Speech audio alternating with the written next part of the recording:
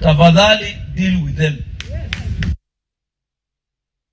Bila shaka mwelekezi wangu Dana anasema watu wa nyumbani wakatazwe kutumia pombe haramu kwa sababu naathiri mambo mengi katika ukuaji wa miji na vile vile na ukuaji wa jamii. Tunazo taarifa tele ambazo tumekuandalia na baadaye pia tutakuwa tunaingia kwenye gumzo la kisiasa kuzungumzia masuala mbalimbali. Lakini kabla ya kuingia katika siasa, wakulima wa mboga na matunda katika eneo la Kiumbu, Mwea Mashariki, wanaitaka serikali kuharakisha ujenzi wa soko la kisasa ambalo litawarahisishia shughuli ya kusafirisha mazao yao.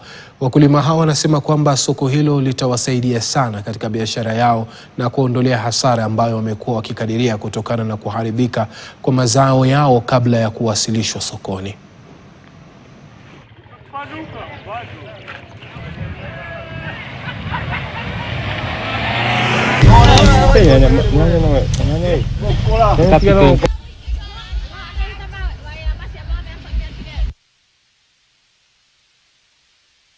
Huku hakukuwa na soko, so watu wa huku walikuwa wanaendea vitu Gurubani pale Mwea.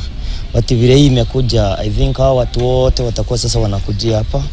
Itaweza kusaidia mpaka watu kuajiriwa hapa wenye wamemaliza shule hawana juzi gani vile itafunguliwa hapa, alafu wakuje kuandika watu wajatoka hii area. So watu wa huku watapata kazi, watu wa huku wataweza mpaka kujidumu kununua vitu kuuza huko, broker watakuwa na kazi mzuri sana.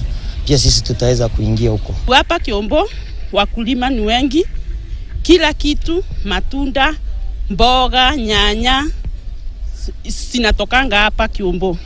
Sasa watu wa Kiombo tuna faida kubwa sana, juu tutasaidika. Juu tunaona mheshimiwa wetu ametusaidia kwa kutujengea hii soko yetu.